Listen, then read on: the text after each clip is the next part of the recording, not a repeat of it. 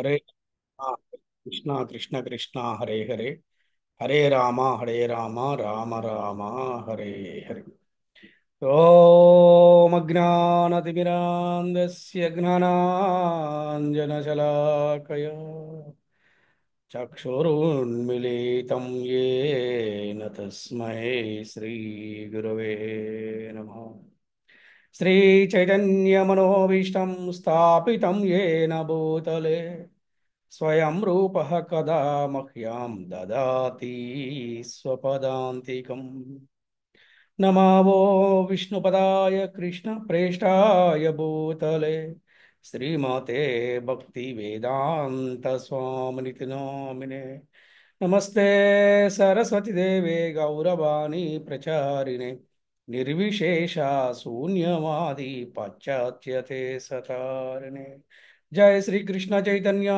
प्रभु नित्यानंद श्री अद्वैत गदाधर श्रीवासादि गौर भक्त वृंद हरे कृष्ण कृष्ण कृष्ण हरे हरे हरे राम राम राम हरे हरे ओम नमो भगवते वासुदेवाय ओम नमो भगवते भगवते वासुदेवाय। वासुदेवाय। ओम नमो भगवते वासुदेवाय ओम ओम नमो नमो भगवते भगवते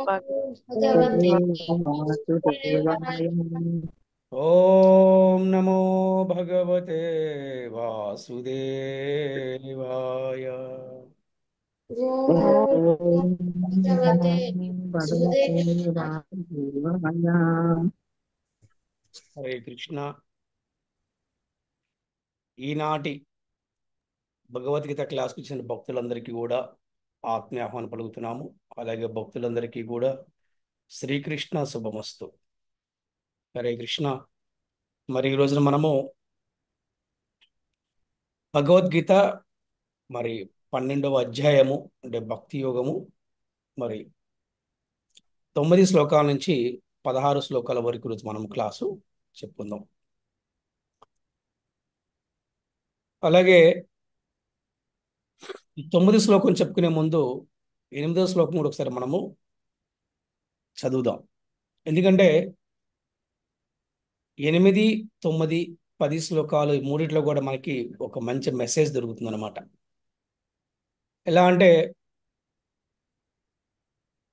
కృష్ణ భక్తి ఎలాగ సాధ్యపడుతుంది, కృష్ణ ప్రేమను ఎలా పొందవచ్చు అని చెప్పడానికి ఈ 8, 9, 10 శ్లోకాలు మనకి బాగా సహాయపడతాయి. మీలో ఎవరి దగ్గరైనా భగవద్గీత ఉంటే కనుక ఒకసారి 8వ శ్లోకం చదవచ్చు.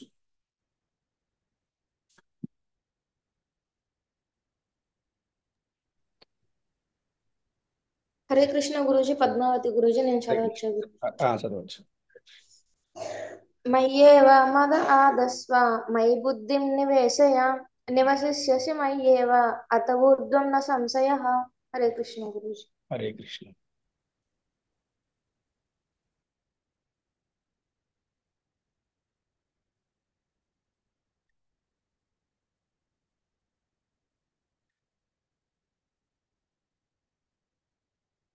ఓకే, నేను షేర్ చేసింది కనబడుతుందా మీకు? కనిపిస్తుంది గురుజీ. ఓకే. సో ఇక్కడ మయ్యేవ మన ఆదత్స్వ మయి బుద్ధిం నివేశయ నివశిష్యసి మయ్యేవ అతవూర్ధ్వం న సంశయ. దేవదేవుడనైన నాయందే నీ మనస్సును స్థిరముగా నిలుపుము, మరియు నీ బుద్ధినంతయు నాయందే నియుక్తముగా వింపుము. ఈ విధముగా సదా నాయందే నువ్వు నిస్సంశయముగా నివసింతువు.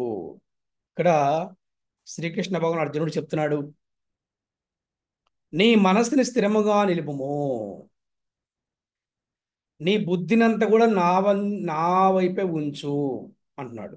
అలా చేయటం వల్ల నువ్వు నాతోటి ఎప్పుడు కూడా నివసింతు అంటున్నాడు. అంటే కృష్ణుడితో పాటు ఉండొచ్చు అన్నమాట అని ఇక్కడ చెప్తున్నాడు. ఎలాగా? మనసుని స్థిరంగా నిలపటం వల్ల. ఇక్కడ చెప్తాను 8వ శ్లోకంలో. మరి అందరికీ కూడా ప్రారంభంలోనే మనసును స్థిరంగా నిలపగలరా? మరి అందరూ కూడా ప్రారంభంలోనే బుద్ధినంతా కూడా ఆ భగవంతుడి పట్ల అతను ఉంచగలరా అనేది ఇక్కడ ఒక ప్రశ్న. దీనికి భగవంతుడు మనకి మళ్ళీ ఇంకో గొప్ప అవకాశం ఇస్తున్నాడు. అవకాశం ఏమిటంటే చూడండి, చక్కగా ఈ 9వ శ్లోకంలో చెప్తున్నారనమాట. చదవండి 9వ శ్లోకం ఒకసారి ఎవరైనా. హరే కృష్ణ ప్రభు, నేను చదువుతాను. హరే కృష్ణ ప్రభు. అదచిత్తం సమాదాతుం న శక్నోషి మయి స్థిరం అభ్యాస యోగేన తతో మామిచ్చాప్తం ధనంజయ. ఆ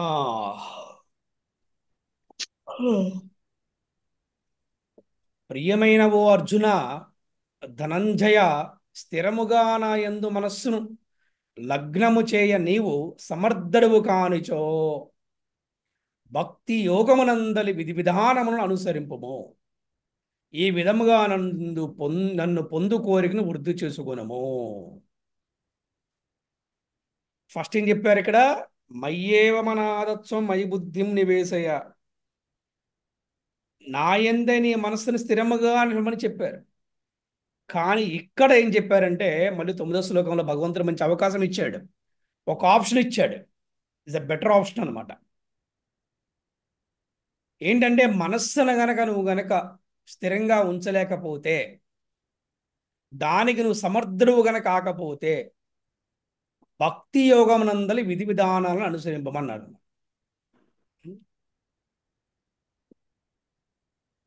ఇది 9వ శ్లోకంలో చెప్పారు. నెక్స్ట్ 10వ శ్లోకంలో ఏం చెప్పారో ఎమ్మడే చూద్దామా. ఒకసారి 10వ శ్లోకం కూడా చదవండి ఎవరైనా.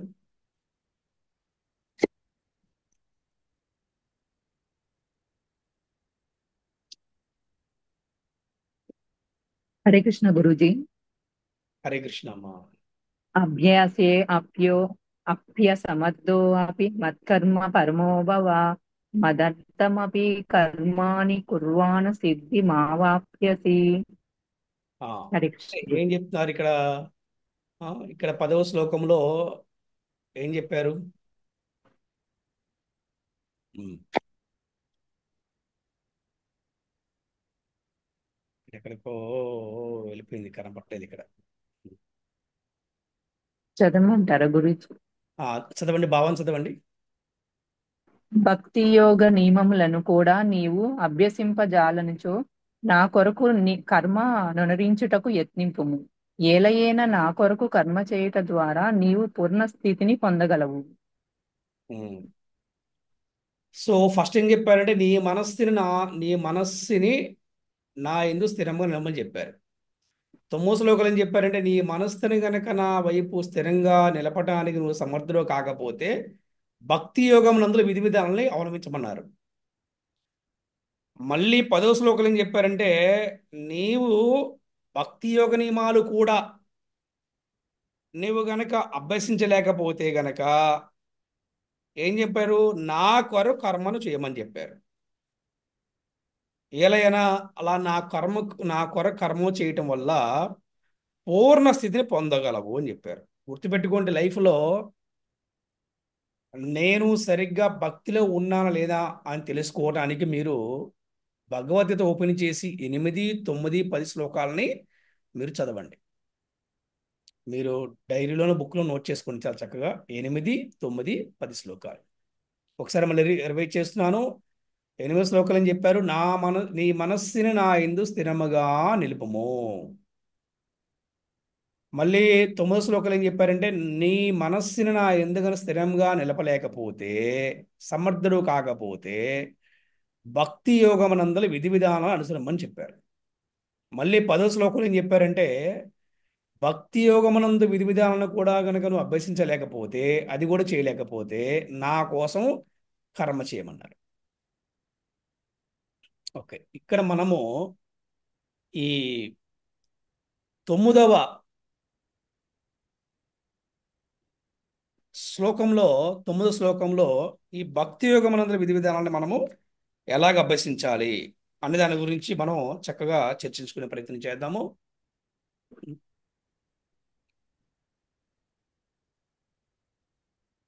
ఆ 9వ శ్లోకము యొక్క భాష్యం చదవండి అమ్మ ఎవరైనా. ఇక్కడ ఈస్ట్కి ఒక వర్డును వెస్ట్కి ఒక వర్డ్ ఉందన్నమాట ఈ ప్రజెంటేషన్లో. చదవండి అమ్మ ఎవరైనా. నేను చదువుతాను ప్రభు. ఒక్క నిమిషము. పద్మావతి ఉన్నారా? హరే కృష్ణ గురూజీ. ఒక్కసారి భాష్యాన్ని చదవండి అమ్మా క్లియర్గా. ఎస్ గురూజీ. శ్రీల ప్రభుపాద వారి భాష్యంకి జై, శ్రీల గురుదేవ్కి జై. ఇక్కడ ప్రజెంటేషన్ లేకపోయినా బుక్లో నుంచి చదవండి, పర్వాలేదు. ఈ శ్లోకమున భక్తి యోగమునకు సంబంధించిన 2 విధానములు సూచింపబడినవి. అందులో మొదటిది దివ్య ప్రేమ ద్వారా దేవాది దేవుడైన శ్రీకృష్ణుని పట్ల ఆసక్తిని వాస్తవముగా వృద్ధి చేసుకొనిన వారికి అన్వయింపబడును. రెండవది దివ్య ప్రేమ ద్వారా దేవాది దేవుని యందు ఇంకనూ ఆసక్తిని పెంపొందించుకొనని వారికి అన్వయింపబడును. ఈ 2వ తరగతి వారికి వివిధ రకములైన విధి విధానములు నిర్దేశించబడి ఉన్నది. అంత్యమున శ్రీకృష్ణుని పట్ల ఆసక్తి కలిగిన స్థితికి మానవుడు ఉద్ధరింపబడుటకై వాటిని అనుసరింపవచ్చును. భక్తి యోగం అనగా ఇంద్రియముల పవిత్రీకరణమని భావము. ప్రస్తుతము భౌతిక స్థితిలో ఇంద్రియములు ఇంద్రియ తృప్తి యందు నెలకొని ఉన్నందున సదా అపవిత్రములై ఉండును. కానీ భక్తి యోగాభ్యాసముచే ఈ ఇంద్రియములు పవిత్రమగును. పవిత్ర స్థితిలో అవి దేవాది దేవునితో ప్రత్యక్ష సంబంధమును పొందును. ఈ భౌతిక జగత్తునందు నేనొక యజమానులకు సేవకునిగా నెలకొని ఉండవచ్చును. అయినను అతని నిజమైన ప్రేమతో సేవింపను. కేవలము కొంత ధనము కొరకై అతనిని సేవింతును. అదే విధముగా యజమానుడు కూడా ప్రేమను కలిగి ఉండుడు. నా నుండి సేవను గ్రహించి నాకు కొంత ధనమునిచ్చుచుండును. కనుక ఇక్కడ ప్రేమ అనేది ప్రశ్నయే ఉదయింపదు. కానీ మానవుడు ఆధ్యాత్మిక జీవితమునందు శుద్ధ ప్రేమ స్థితికి ఉద్ధరింపబడవలసిందే. ప్రస్తుత ఇంద్రియములచే నిర్వహింపబడి భక్తియుక్త సేవాభ్యాసము చేతనే అట్టి ప్రేమ స్థితి ప్రాప్తింపగలదు. ప్రస్తుతము ఈ భగవత్ ప్రేమ ప్రతి ఒక్కరి హృదయమునందును నిద్రాణమై ఉన్నది. అది హృదయమునందు అనేక విధములుగా వ్యక్తము చేయబడుచున్నను భౌతిక సంపర్కముచే కలుషితమై ఉండును.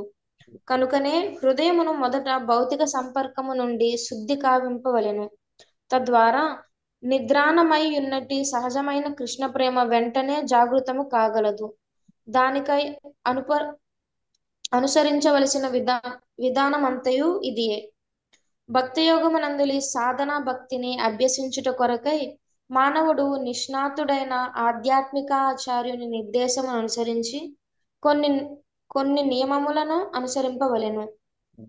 భక్తుడు ప్రాతకాలముననే నిద్రలేచి స్నానమాచరించుట, మందిరమునకు వెళ్లి ప్రార్థనలు అర్పించుట, హరే కృష్ణ మహామంత్రమును జపించుట, శ్రీ విగ్రహములను కొరకై పూలను సేకరించుట, శ్రీ విగ్రహముల కొరకై భోగ ప్రసాదమును సిద్ధము చేయుట, తదుపరి ప్రసాదమును గ్రహించుట వంటి కార్యములను చేయవలెను. ఇట్లు అతడు అనుసరింపవలసిన నియమ నిబంధనములే కలవు.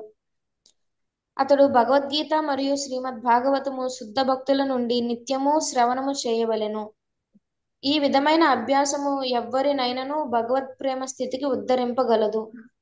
అప్పుడు అతను నిశ్చయముగా భగవద్ధామమును చేరగలడు. ఆధ్యాత్మిక ఆచార్యుని నిర్దేశమును అనుసరించి నియమ నిబంధనలతో ఆచరించు భక్తి యోగాభ్యాసము ఎవ్వరినైనను నిశ్చయముగా భగవత్ ప్రేమ స్థితికి కొనిపోగలదు. హరే కృష్ణ గురూజీ. హరే కృష్ణ.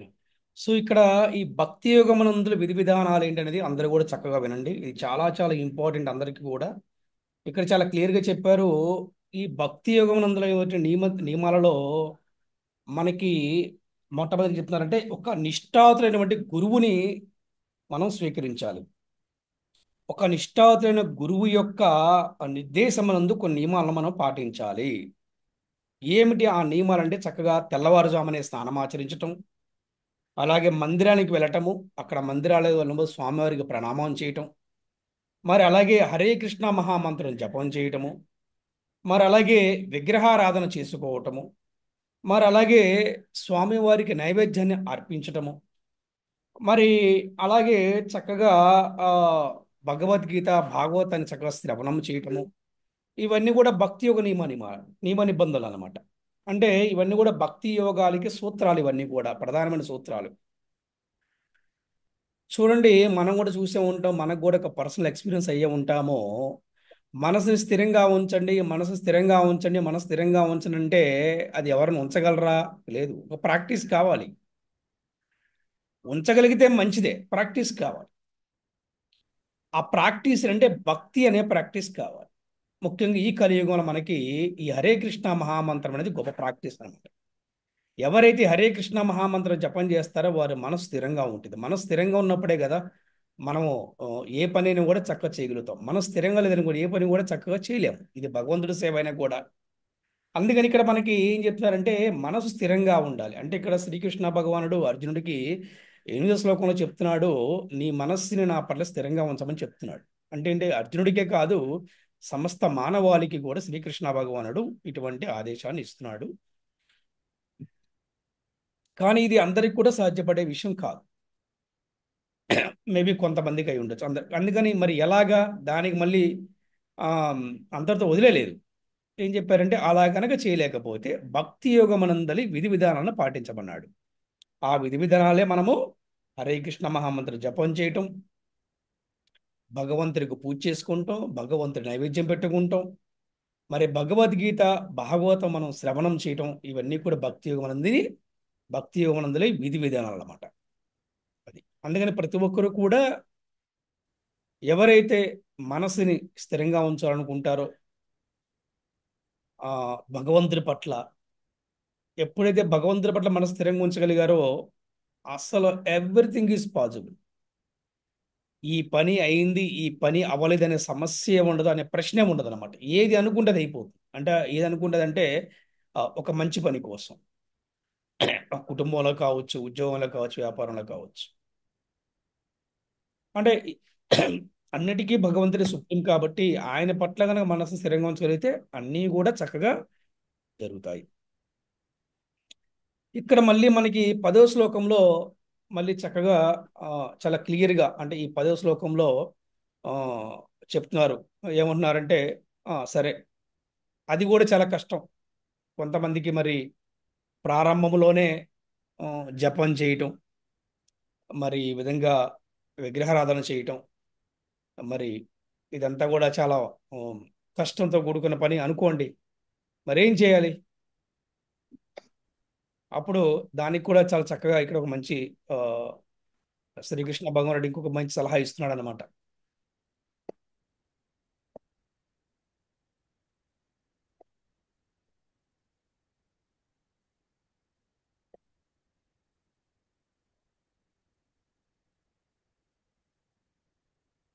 ఏమన్నారంటే నా కోసం, ఏమన్నారు, భక్తి యోగ నియమాలను కూడా పాటించలేకపోతే నా కొరకు కర్మ చేయమని చెప్తున్నాడు శ్రీకృష్ణ భగవానుడు. మనం లాస్ట్ క్లాస్ కూడా చెప్పుకున్నాం. మనం కర్మ అంటే ఏంటి, మరి అకర్మ అంటే ఏమిటి, వికర్మ అంటే ఏంటి మనం చెప్తున్నాం. ఉం? నా కోసం కర్మ చేయమని, మరి ఎలా చేయాలి కృష్ణుని కోసం కర్మ అనేది ఇక్కడ మనకి ప్రశ్న. మనం చూస్తుంటాం మందిరానికి ఎవరైనా ఆ, దర్శనం కోసం వస్తారు, అంటే విజిటర్స్ వస్తారు. ఆ విజిటర్స్ ఎప్పుడు వారికి భక్తి వస్తుందో మీకు చెప్తాను. అదే ఇవాళ మనకు చాలా ఇంపార్టెంట్ టాపిక్ అనమాట. ఇదే అంటే వారు సంపాదించిన సంపాదనలో భగవంతుడి కోసము ఖర్చు పెడతాం అనేది మొట్టమొదటి కృష్ణుడి కోసం చేసే కర్మ అనమాట. అంటే కృష్ణుడి కోసం చేసే కర్మని ఏమన్నారు? మొట్టమొదట భగవంతుడి కోసము ధనాన్ని ఖర్చు పెడతాం. అలాగే మందిరాలు కడటానికి స్థలాన్ని ఏర్పరచడం, అలాగే మందిరం కావాల్సినటువంటి ఆ, అవసరాలని కల్పించటం, అవసరాలను తీర్చటం, ఇలాగా అంటే కృష్ణుడు కోసము కర్మ చేయడం అవుతుంది అనమాట. అంటే డొనేషన్స్ కావచ్చు, మందిరం కోసం ఏదైనా ఒక స్థలాన్ని వీరు ఇవ్వటం కావచ్చు, అలాగే మందిరంలో కావాల్సినటువంటి పళ్ళు, పూలు, మరి స్వామివారికి దుస్తులు, మరి స్వామివారికి ఆభరణాలు, అలాగే స్వామివారికి నైవేద్యానికి సంబంధించినటువంటి సరుకులు, ఇవన్నీ కూడా చేయటం వల్ల కూడా, ఇవన్నీ కూడా సమకూర్చడం వలన కూడా ఏమవుతుందంటే కృష్ణ కర్మ చేసిన వాళ్ళు అవుతారు. ఇలా చేయటం వల్ల ఏమవుతుందంటే, మళ్ళీ ఒకసారి బ్యాక్ వద్దాం. మళ్ళీ ఇప్పుడు మనం అంటే ఫస్ట్ ఏమన్నారు, ఆ ఆ మనస్సులను స్థిరంగా నిలబెట్టలేకపోతే భక్తి యోగాలో నియమ నిబంధనలు పాటించమన్నారు. భక్తి యోగం నియమ నిబంధనలు పాటించకపోతే ఏం చెప్పారంటే నా కోసం కర్మ చేయమని చెప్పారు.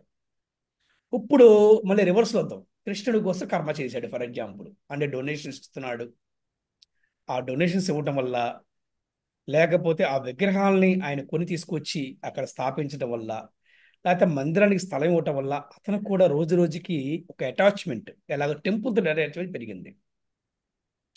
దీని ద్వారా ఏంటంటే ఆయన అప్పుడప్పుడు గుడికి రావటం వల్ల నాకు కూడా భక్తి చేయాలని కోరిక కలుగుతుంది అతనికి. అప్పుడు ఏం చేస్తాడంటే ఈ యొక్క భక్తి యుగంలోని విధి విధానాలను పాటిస్తాడు. ఎలాగ హరే కృష్ణ మహామంత్ర జపం చేయటం, మరి చక్కగా అతను కూడా నిదానంగా విగ్రహారాధన చేయటం, మరి భగవంతుని నైవేద్యం పెట్టి ప్రసాదం తీసుకుంటాం, అలాగే ప్రారంభిస్తూ ఉంటాడు. ఇలా చేయటం వల్ల మళ్ళీ అతనికి భగవంతుడి పట్ల మనసు స్థిరంగా ఉంచడానికి అవకాశం ఉంటుంది. ఇవి 8, 9, 10 శ్లోకాలు కృష్ణ భక్తిని ఎలా పెంచుకోవాలి, కృష్ణ ప్రేమను ఎలా పొందాలి అని చెప్పడానికి ఈ 3 శ్లోకాలు కూడా బాగా మనకి సహాయపడతాయి. ఓకే, హరే కృష్ణ. సో 11వ శ్లోకం చదువుతారా నన్ను ఒకసారి?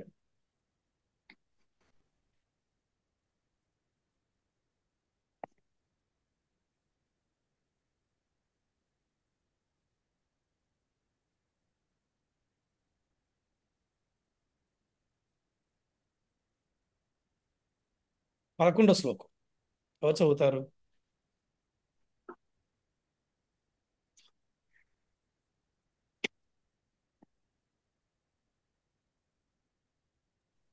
హరే కృష్ణ ప్రభుజీ. హరే కృష్ణ మాతాజీ. అద్వైత దప్య సక్తోసి కర్తుం మధ్యోగమాస్థితః సర్వకర్మ ఫలత్యాగం తతః కురు యదాత్మవాన్. హరే మళ్ళీ 11వ శ్లోకంలో మళ్ళీ ఇంకోటి కూడా ఇచ్చారండి. అబ్బా, కృష్ణుడు ఎన్ని అవకాశాలు ఇస్తున్నాడండి చూడండి. అయినను ఒకవేళ నా భావనలో కర్మ చేటు ఎందును నీవు అసమర్థుడవైతే సర్వ కర్మ ఫలాలను కూడా త్యాగం చేసి ఆత్మస్థితిలో అవ్వటానికి ప్రయత్నించమన్నాడు. అబ్బా, ఇది ఇంకొక బంపర్ ఆఫర్ అన్నమాట. నువ్వు నా కోసం కర్మ చేయటానికి కూడా నీకు కష్టంగా ఉంటే గనక సర్వ కర్మ ఫలాలను త్యాగం చేయమన్నాడు. అంటే నువ్వు కేవలం కర్మ చెయ్యి, దాని గురించి ఫలితాలను మాత్రం ఆశించబాగని చెప్పారు. It is a bumper offer. ఏ పని చేసినా కూడా నేను కేవలం ప్రయత్నమే చేశాను, నష్టమో లాభమో కృష్ణుడే చూసుకుంటాడు. నేను ఉద్యోగం చేస్తున్నాను, భగవంతుడితో సంబంధం పెట్టుకుని ఉద్యోగం చేస్తున్నాను, అంటే దీన్ని కృష్ణ కర్మ అన్నారు. నేను ఎంతకాలం ఉద్యోగం చేయాలి, నేను ఉద్యోగం ఎలా రాణించాలని కూడా కృష్ణుడే చూసుకుంటాడు. వ్యాపారం చేస్తున్నాను, ఎంత లాభం వస్తుంది, ఎంత నష్టం వస్తుంది నాకు సంబంధం లేదు, నేను కేవలము నా యొక్క ప్రయత్నం చేస్తున్నాను, నేను కృష్ణుడితో సంబంధం పెట్టుకొని వ్యాపారం చేస్తున్నాను. అందుకే ఉన్నారు కృష్ణ కర్మ అన్నారు. అంటే సర్వకర్మ ఫలత్యాగం, సర్వకర్మ ఫలత్యాగం అంటే నేను ఎన్ని కర్మలు చేసినా కూడా కర్మల్లోని ఫలితాల మాత్రం నేను ఆశించను, దాన్ని ఫలత్యాగం అన్నారు అన్నమాట. అది ఇది శ్రీకృష్ణ భగవానుడు 11వ శ్లోకంలో కూడా మళ్ళీ చెప్పారు. చాలా చాలా బంపర్ ఆఫర్ అనమాట. ఇకపోతే 12వ శ్లోకంలో ఏం చెప్పారు ఒకసారి మనం చూద్దాం. 12వ శ్లోకం చదువుతారు ఎవరైనా?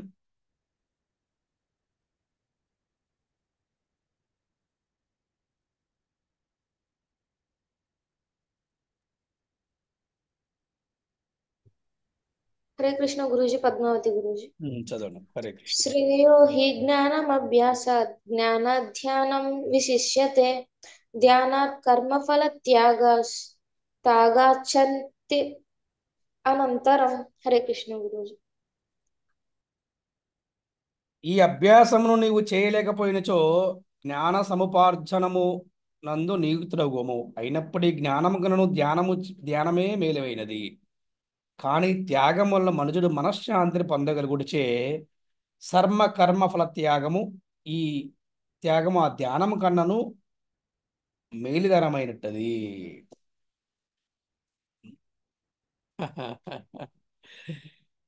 ఇక్కడ 12వ శ్లోకంలో చెప్తున్నారంటే, సరే నీవు అది కూడా చేయలేకపోతున్నావా? ఇది కర్మ ఫల త్యాగము చేయలేకపోతున్నావా? జ్ఞానాన్ని సమకూర్చడం అంటున్నాడు. జ్ఞానము ఎలాగా? ఇప్పుడు భగవద్గీత ఆ చదవటం, అర్థం చేసుకుంటాం, ఆచరించే ప్రయత్నం చేయటం, అలాగన్నా చేయమన్నారు. అయితే జ్ఞానం కన్నా కూడా ధ్యానం చాలా గొప్పదంట. అలాగే ధ్యానము ధ్యానం వలన ధ్యానం కన్నా కూడా త్యాగము ఆ మనిషికి మనశ్శాంతిని ఇస్తుందంట త్యాగం. చూడండి, ఒక చిన్న ఎగ్జాంపుల్. ఒక వస్తువు పట్ల, ఒక వ్యక్తి పట్ల, ఒక ప్రాంతం పట్ల, దేని పట్ల అయితే మనకి ఒక అటాచ్మెంట్ లేకుండా ఉంటామో అప్పుడు మనం మన మనశ్శాంతిగా ఉంటాం. సార్ చెక్ చేసుకోండి. ఎప్పుడైతే అటాచ్మెంట్ ఉందో మనకి మనశ్శాంతి ఉండదు. అది డబ్బు కావచ్చు, బంగారం కావచ్చు, స్త్రీ కావచ్చు, పురుషుడు కావచ్చు, ఒక ఇల్లు కావచ్చు, కారు కావచ్చు, స్నేహితులు కావచ్చు, లేకపోతే బంధువులు కావచ్చు, ఏదైనా కావచ్చు. అటాచ్మెంట్ లేనివాడు మనశ్శాంతి పడుకుంటాడు. అటాచ్మెంట్ ఉన్నవాడు ఎప్పుడు మనసు గందరగోళం ఉంటుంది అనమాట. అందుకే కర్మఫల త్యాగంలో మనశ్శాంతి ఉంటుందని చెప్తున్నారు అనమాట. శ్రీకృష్ణ 12వ శ్లోకం చెప్తున్నాడు, కర్మఫల త్యాగము ఆ ధ్యానం కన్నా కూడా మేలైందంట. చూడండి, ఇది ఎంతమందికి మీలో ప్రాక్టికల్గా మీకు ఎక్స్పీరియన్స్ అయిందో లేదో మీరు చెక్ చేసుకోండి. ఒక వ్యక్తిని మనం ఇష్టపడ్డాం, కానీ ఆ వ్యక్తి మనకి సరిగ్గా రెస్పాండ్ అవ్వట్లేదు. కానీ ఆ వ్యక్తి గురించే మనం ఎప్పుడు ఆలోచిస్తుంటాం. ఎవరికైనా మనశ్శాంతి ఉంటుందా? చెప్పండి మన క్లాసులో ఎవరైనా. ఉండదు, అస్సలు ఉండదు. ఉండదు. అలా కాకుండా ఓకే ఓకే అయిపోయింది, ఇది అయిపోయింది, మనకి ఇక అటాచ్మెంట్ వద్దు అని ఎప్పుడైతే మనం డిసైడ్ అయిపోతామో ఆటోమేటిక్గా మనకి రెండో నుంచి ఆలోచన రాదు. మన మనశ్శాంతి ఉంటామా లేదా? ఉంటాం. సో అట్లాగా శ్రీకృష్ణ భగవానుడు 12వ శ్లోకంలో చెప్తున్నాడు, కర్మఫలాలను త్యాగం చేయమంటాడు అనమాట. కర్మఫలాలను త్యాగం చేయండి. కేవలం విద్యార్థులు ఏం చేయాలంటే, నేను బాగా చదువుతాను, శ్రద్ధగా చదువుతాను, శ్రద్ధగా పరీక్షలు రాస్తాను, నాకు ఎన్ని మార్కులు రావాలి, నాకు ఏ ర్యాంక్ రావాలి అంతా కృష్ణుడే చూసుకుంటాడు. ఒక ఉద్యోగం చేసే వ్యక్తి శ్రద్ధగా, సిన్సియర్గా, పంచువల్గా, మంచి ప్రవర్తన ఉద్యోగం చేస్తూ ఉంటాడు. ప్రమోషన్స్ రావాలా, డిమోషన్స్ రావాలా, ట్రాన్స్ఫర్స్ అవ్వాలా, అన్నీ కృష్ణుడికే అప్పచెప్పాలి. వ్యాపారం చేసేవాడు ఎంతో శ్రద్ధతో భక్తితో వ్యాపారం చేస్తూ ఉంటాడు, కానీ ఆ వ్యాపారం ఎలా ఉండాలో శ్రీకృష్ణ భగవానుడు చూసుకుంటాడు. ఎందుకంటే ఇతను భగవంతుడితో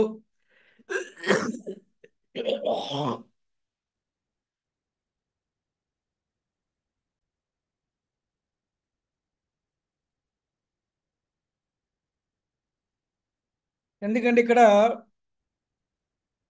చదువుకునేవారు కావచ్చు, ఉద్యోగం చేసేవారు కావచ్చు, వ్యాపారం చేసేవారు కావచ్చు, వీరందరూ కూడా భగవంతుడితో సంబంధం పెట్టుకొని చేస్తున్నారు. కాబట్టి ఆ ఫలితాల పట్ల ఇటువంటి ఆసక్తి లేకుండా, ఎటువంటి అటాచ్మెంట్ లేకుండా కనుక ఉంటే కనుక ఏమవుతుందంటే వారికి మనశ్శాంతి ఉంటుంది. నెక్స్ట్ 13వ శ్లోకం.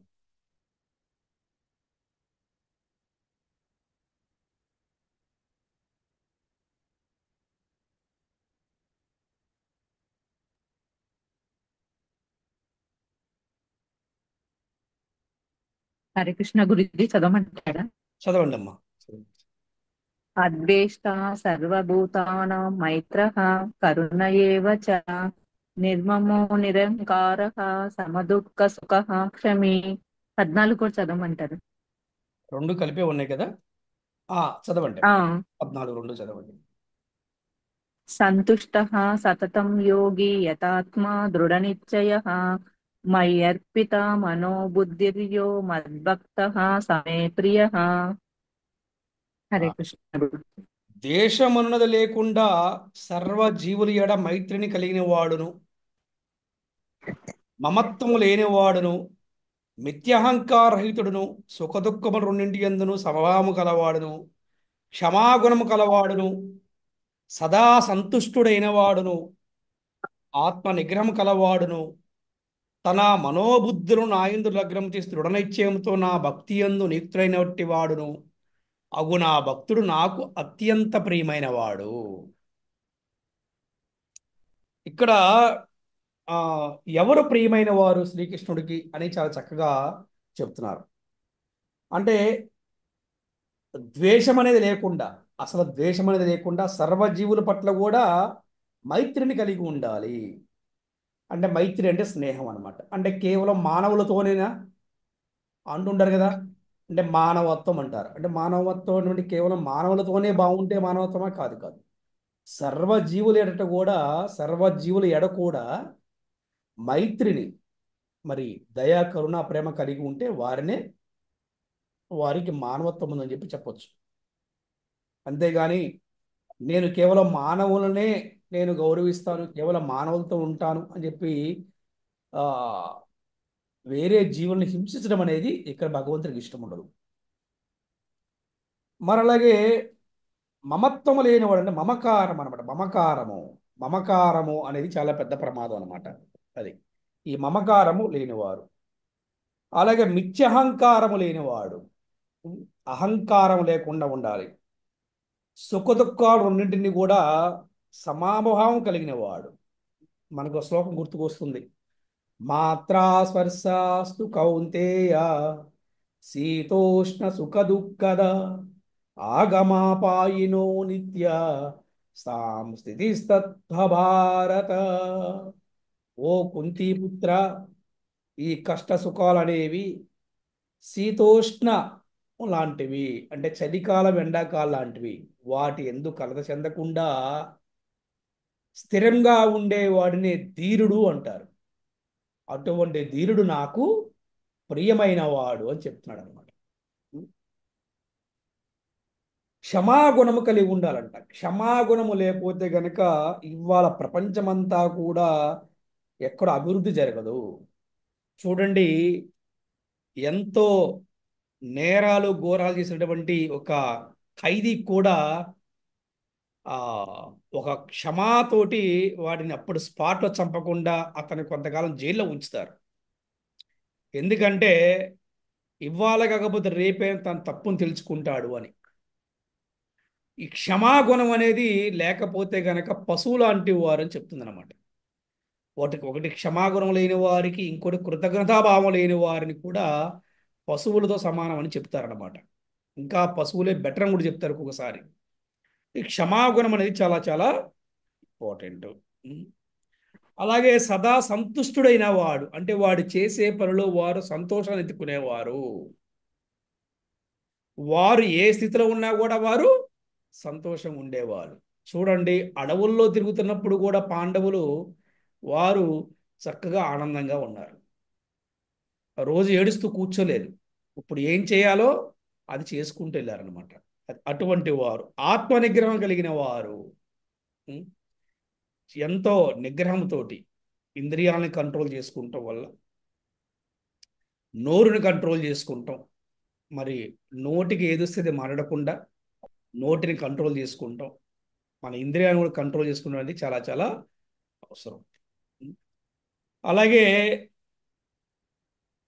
మనోబుద్ధులు అన్నిటినీ కూడా నా యందే లగ్నం చేసిన వారు, దృఢ నిశ్చయంతో నా నా భక్తి యందు నియుక్తుడైనట్టి వాడు అగు నా భక్తుడు. ఏం చెప్తున్నారు?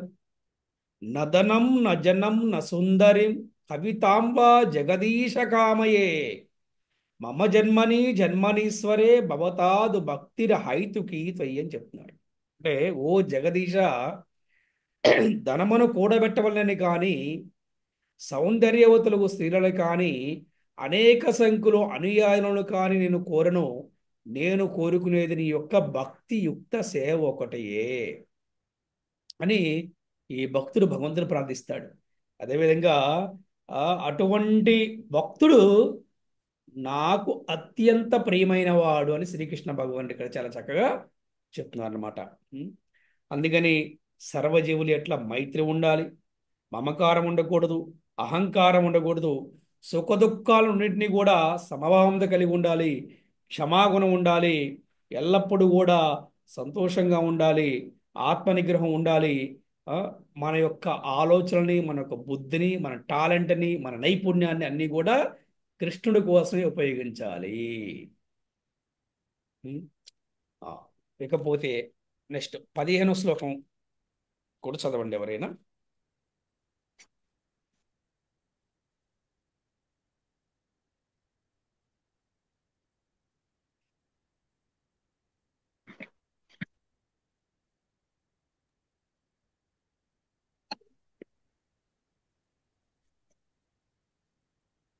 హరే కృష్ణ గురూజీ. పద్మావతి గురూజీ. హరే కృష్ణ. యస్మాన్నో ద్విజతే లోకో లోకాన్నో ద్విజతే చ యః హర్షామర్షభయోద్వేగైర్ముక్తో యః స చ మే ప్రియః. హరే కృష్ణ గురూజీ. ఎవ్వరికి కష్టమును కలిగించని వాడును, ఎవరి చేతను కలతను గురి కాని వాడును, సుఖదుఖములందును మరియు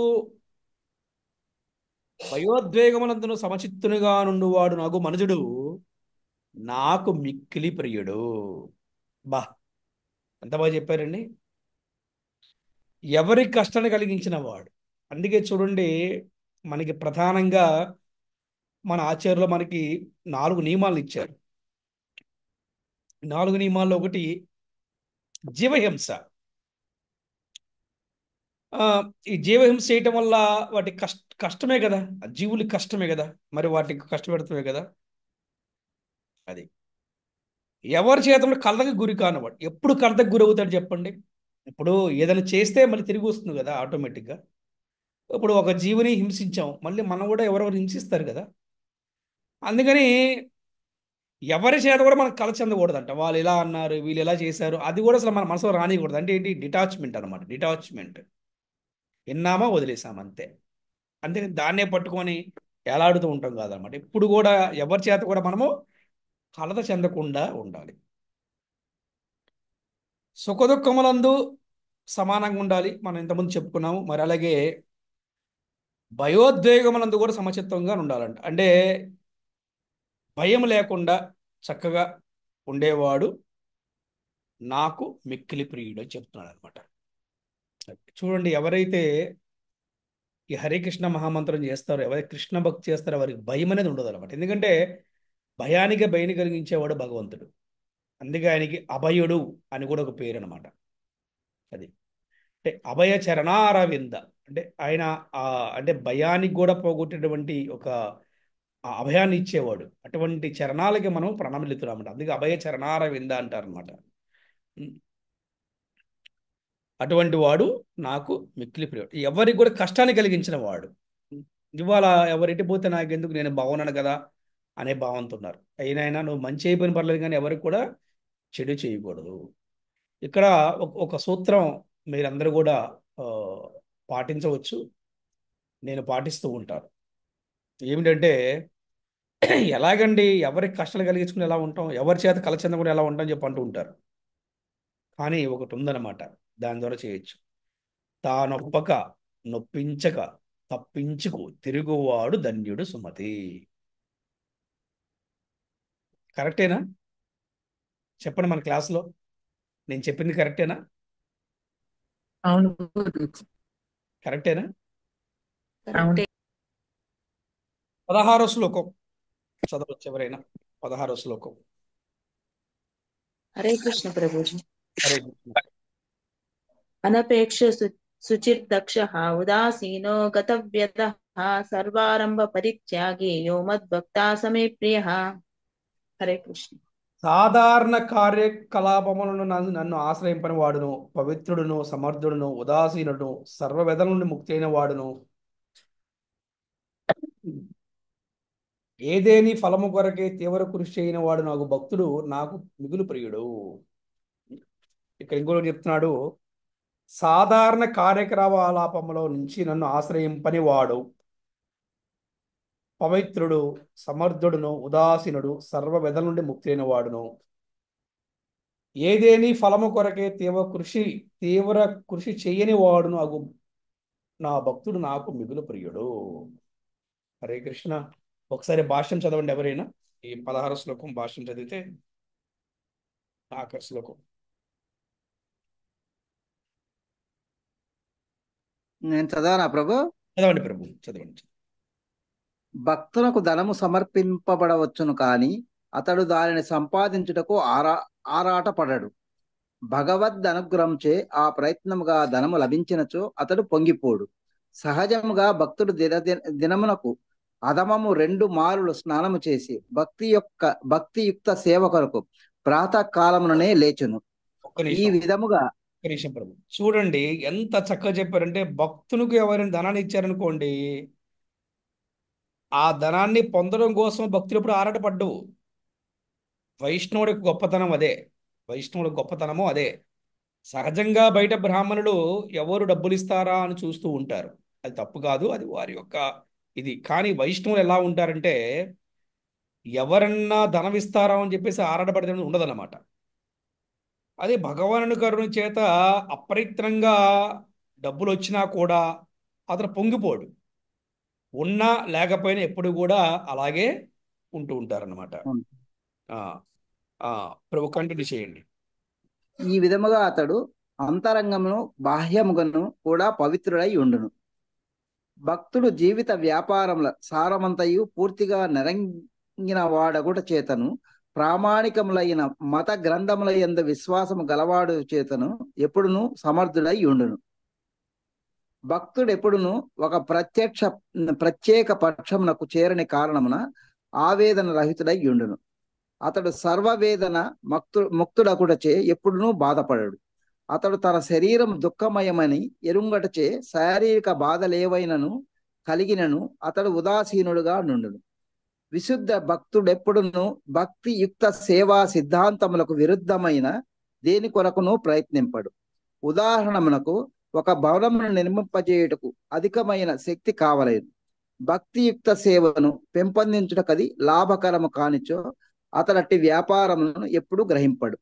అతడు భగవంతుని కొరకు ఒక ఆలయమును కట్టింపవచ్చు. దాని కొరకై అతడు అన్ని విధములైన వేదనములను సహించును. కానీ తన బంధువుల కొరకు అతడు ఒక పెద్ద భవనమును కట్టింప యత్నింపడు. హరే కృష్ణ. హరే కృష్ణ. చాలా చక్కగా చెప్పారు. ఇది మనందరికి కూడా అప్లై అవుతుంది. చూడండి, ఎవరైనా ధనాన్ని అర్పిస్తే మళ్ళీ ఆ ధనం కోసం ఎప్పుడూ ఆరాటపడ్డం. అలాగే భక్తికి అనుకూలంగా లేని దాన్ని దేన్ని కూడా స్వీకరించడం. ఇప్పుడు చూడండి, మనం భక్తి చేసే శక్తి వస్తుంది. ఆ శక్తి ద్వారా మనము ఏదైనా చేయొచ్చు అనుకుంటాం. ఉద్యోగం బాగా చేయొచ్చు, వ్యాపారం పెడితే బాగుంటుంది ఇలాంటి వస్తుంటాయి. కానీ దానికి కూడా భక్తుడు ఇష్టపడడు. అలాగే తన శరీరానికి ఎంత ఇబ్బంది అయినా, ఆ అనారోగ్యం ఉన్నా కూడా అతను ఎప్పుడు ఉదాసీనంగా ఉంటాడు, కానీ ఎప్పుడు కూడా ఎవరిని కూడా నిందించడు. అంటే కృష్ణుణ్ణి ఆ ఎప్పుడు కూడా నిందించడు తన శరీరం బాగలేకపోయినాడు. ఎందుకంటే ఇది నేను పూర్వజన్మ చేసినటువంటి కర్మకి నేను అనుభవిస్తున్నాను అనే భావన ఉంటాడు. కానీ అయ్యా ఎందుకయ్యా నేను నీకు ఇంత భక్తి చేస్తున్నాను, నా ఎందుకు ఆరోగ్యం బాగాలేదని ఎప్పుడు కూడా కృష్ణుని అతడు నిందించడు. అలాగే ఏదైనా ఒక పెద్ద బిల్డింగ్ కట్టాలి అని అనుకున్నప్పుడు కూడా ఆ బిల్డింగ్ వల్ల కృష్ణ భక్తికి ఉపయోగం లేకపోతే అతడు దాన్ని నిర్మించడు. అది కానీ అలాగే మందిరం నిర్మించడం కోసం అతను సిద్ధపడతాడు. ఎలా సిద్ధపడతాడంటే, ఈ మందిరం నిర్మించడానికి ఎన్నో కష్టాలు వస్తాయి, ఎన్నో కలతలు వస్తాయి, ఎన్నో అవమానాలు వస్తాయి, అయినా కూడా వాటిని భరిస్తాడు అని చెప్తున్నాడు అనమాట. ఇంకా ఫైనల్ చెప్పారంటే, ఇటువంటి వాడు నాకు అత్యంత ప్రియమైన వాడు. సో ఈ విధంగా కృష్ణ ప్రేమని మనం ఎలాగా పొందాలి, కృష్ణ భక్తిని మనం ఎలా పెంపొందించుకోవాలి, మరి ఆ కృష్ణుడి కోసం కర్మను ఎలా చేయాలి, మరి మన నైపుణ్యాన్ని మనలో ఉన్న టాలెంట్ని, మనలో ఉన్న నైపుణ్యాన్ని కృష్ణ సేవలో ఎలా వినియోగించాలి అనే దాని గురించి వాళ్ళంతా కూడా మన క్లాస్ చెప్పుకున్నాము. మరి సారీ, నా వాయిస్ కూడా అంతగా బాగలేదు, అంత ఎఫెక్టివ్గా వాళ్ళ క్లాస్ చెప్పలేకపోయారని చెప్పి అనుకుంటున్నాను. ఈ రోజు జరిగినటువంటి క్లాస్లో మీకు ఎవరికైనా సందేహాలు ఉంటే అడగవచ్చు. అలాగే ఈ రోజు జరిగినటువంటి క్లాస్లో మీరు ఏం తెలుస్తున్నారో కూడా మీరు చక్కగా మీరు చెప్పవచ్చు. హరే కృష్ణ హరే కృష్ణ కృష్ణ కృష్ణ హరే హరే, హరే రామ రామ రామ హరే హరే. శ్రీల ప్రభుపాదికి జై, శ్రీల గురుదేవ్కి జై, అనంత కోటి వైష్ణవ భక్త బృందకి జై. హరి హరి హరే కృష్ణ. 67లో నేను ఏం తెలుసుకున్నానంటే, అసలు మనకున్న నైపుణ్యాలని శ్రీకృష్ణుని సేవలో ఎలా ఉపయోగించాలి అనే దాని మీద తెలుసుకున్నాను గురుజీ. ఫస్ట్ అసలు మన మనస్సుని ఎప్పుడూ మనం భగవంతుని పట్ల స్థిరంగా ఉంచాలి. ఒకవేళ మన మనస్సు భగవంతుని పట్ల స్థిరంగా ఉంచడం సాధ్యం అవ్వకపోతే భక్తి యోగం ద్వారా భక్తి యోగంలో ఉన్న విధి విధానాలను అభ్యసించాలి. ఒకవేళ భక్తి యోగంలో ఉన్న విధి విధానాలను కూడా అభ్యసించడం సాధ్యం కాకపోతే కృష్ణ కర్మలు చేయడమే ఉత్తమమని తెలుసుకున్నాను గురుజీ. అంటే కృష్ణ కర్మలు అంటే ఒక నిష్ణాతుడైన ఆధ్యాత్మిక ఆచార్యుని సంప్రదించి నియమాలను తెలుసుకోవాలి, జపం చేయడం, ప్రసాదాన్ని స్వీకరించడం, మందిరాలలో సేవ చేయడం, ఇలా అన్ని చేయడం గురుజీ.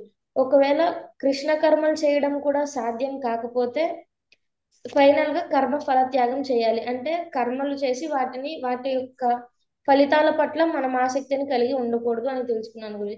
అదే మళ్ళీ రివర్స్ లోకి వస్తే, ఒకవేళ లైక్ కృష్ణ కర్మలు చేయడం ద్వారా మనకి భక్తి యోగం అనేది వస్తుంది. భక్తి యోగం ద్వారా మన మనస్సు ఇంకా ఎల్లప్పుడూ భగవంతుని పట్ల స్థిరంగానే ఉంటుంది అని తెలుసుకున్నాను గురుజీ. సో ఈ రోజు క్లాస్ నుంచి ఈ 8, 9, 10 అనే ఈ 3 శ్లోకాల ద్వారా మా కృష్ణ భక్తిని, కృష్ణ ప్రేమని సులువుగా పొందాలి అనేది తెలుసుకున్నాను గురూజీ. హరే కృష్ణ గురూజీ. హరే కృష్ణ. వెరీ గుడ్ తల్లి. హరే కృష్ణ.